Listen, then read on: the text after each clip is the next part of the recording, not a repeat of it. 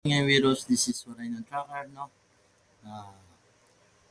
Ah, sagutin ko lang po yung inquiry about dun sa mga heavy equipment and assessment, no? Sa NC2. So, dito po kayo pupunta. Kasi kami po is straight track lang, pati articulated.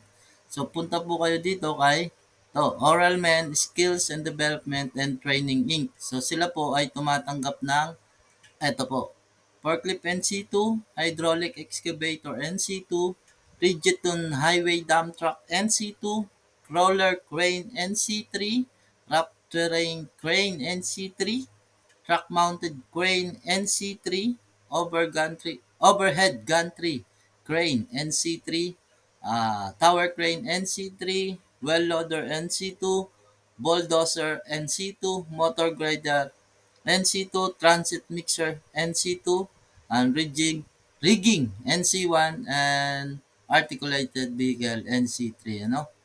So, ayan po, may number po dito sa baba. Paki-contact na lang po sila. No? Saka, para malaman nyo kung magkano at kung saan ang address.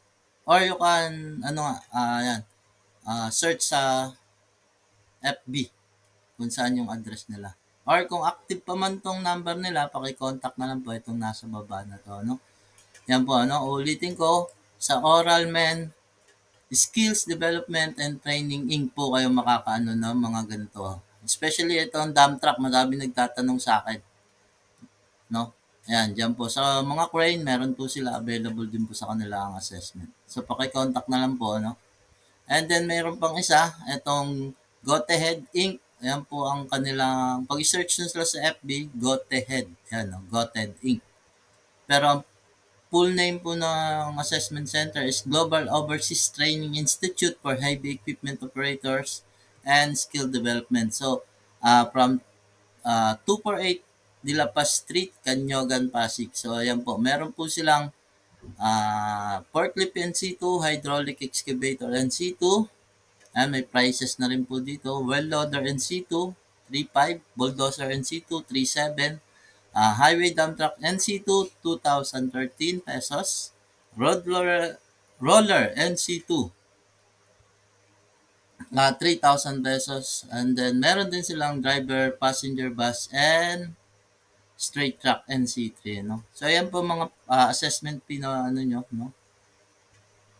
Ang prices po ni GoTed, ni Global Overseas. So, total of 10 dapat po kayo para ma-start yung assessment, no? So, yung about sa requirements yan, 2 valid IDs, 4 pieces passport size picture with white background, no? So, kailangan po na kasi 10 kayo person. So, pwede na kayo pumunta, magpa-line up kayo sa mga assessment center na yan, no? Para makauna na kayo. So, kung mabuuan 10 person, tatawagan po kayo lahat nun, isa-isa, kung available kayo that time na. Bago naman i-schedule yan, 1 week before, no? Tatawagan na kayo kung available kayo sa date na yan. Kasi, doon lang din available yung mga assessor ng mga heavy equipment na yan. So, ulitin ko, sa mga nagtatanong po, ayan na po, pasensya na, ngayon ko lang kayo nagawa ng video kung saan kayo pwede pumunta. Within NCR to, Sa NCR lang po to, hindi pa po yung mga sa ibang lugar. Kung wala talaga kayo makita dyan, baba na lang po kayo dito sa NCR para maka-take kayo ng mga to, no?